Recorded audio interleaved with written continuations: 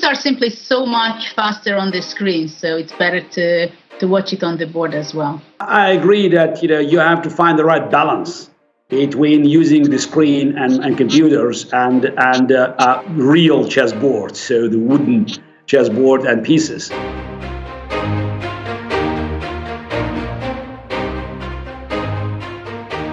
I think now is a good time to bring Hristos back.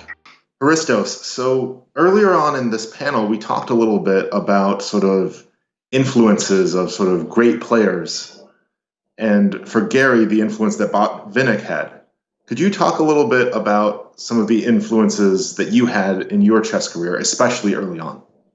Mm-hmm. Gladly. There is a story I would like to share with you. Back in 1988, when the Chess Olympiad was held in Thessaloniki, this is my hometown, I was 10 years old, and it was my first year in the chessboard. So I was playing an amateur tournament right next to where the Olympiad was taking place. So when I was finishing my own games, I remember I had the opportunity to watch these chess legends like Garry and Judit play. I still remember only the sound of the chess ticking, of the clock ticking, and watching the closing ceremony. That experience really inspired me as a child, and little did I know that many years later I had the opportunity to play on Olympiad myself. This is how I started chess, actually. That's a true story. And Hristos, you have some?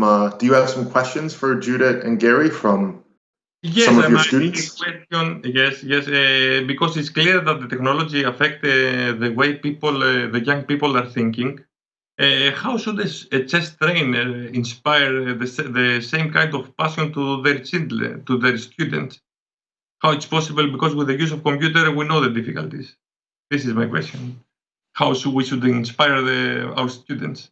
Well, I think generally speaking, you can't forbid the kids to go on and check things on the computer and play with the computer. But I would say that also in other things, not only in chess, I believe that it's very important to have blended things, that simply you have off-the-board activities and then some computer and online activities. And more in the beginning for kids, it's important to double check the information. Once what they performed on the board, like they solved puzzles or problems, I think it's good to check it, or even to make a puzzle to solve things. It is very useful on the computer. But when they start to work on openings, I think it's extremely important to really to feel the position, what kind of moves and why you're doing those things, and how can you find harmony in your position, in your game. And it's also very important not to focus only in the opening, but to play all the way out to the middle game, the end game, to experience that you make mistakes. After that, you can correct it most of the time, but sometimes you're going to lose, sometimes you're going to win.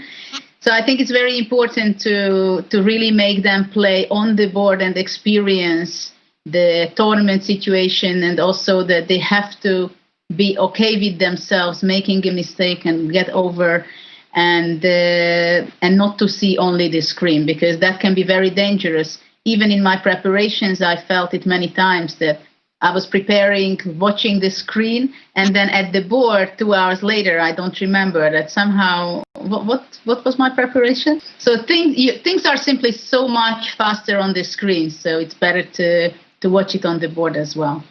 I agree that you have to find the right balance between using the screen and computers and real chessboards, so the wooden chessboard and pieces. I would also suggest that you try to limit, I don't know if it's do or not, the online blitz, especially that's under 3 minutes, because it's not good for the way they learn about chess, because it's all about just pushing the pieces. So you definitely have to minimize the role of the dexterity of hands, because some of them are so good in just using the mouse. But it's not about making sure that you move the mouse faster than your opponent. It's about quality of your moves. So internet also offers many options of learning chess by doing tactics. So find the right way, right balance between encouraging them to learn through internet rather than simply, just pushing the pieces and just succeeding by knocking opponents. I won't say flag, but it's not a flag, but it's basically in many games, they're specializing on making 3, 4, 5 moves in 1 second.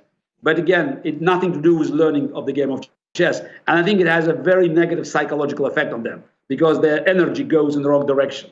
So make sure that the machines do not kill their passion for the game of chess in favor of short-lived, useless successes on internet blitz.